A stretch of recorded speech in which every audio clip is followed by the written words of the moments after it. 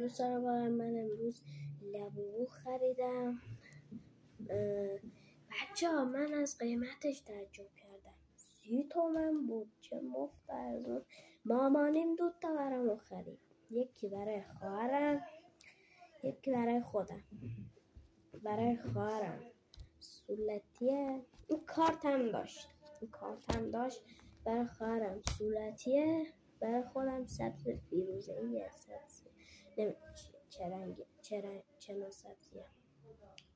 بچه ها یه نکته از لبو بهتون بگم.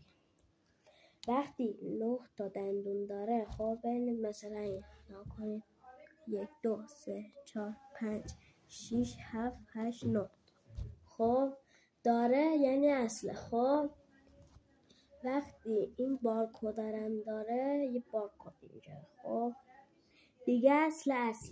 خب دستم حالیم درد نکنه، واقعا خیلی خوشگل، مفت، ارزون، نرمالو هم هست. خیلی خوبه، خیلی. بچه تا ویدیوهای بعد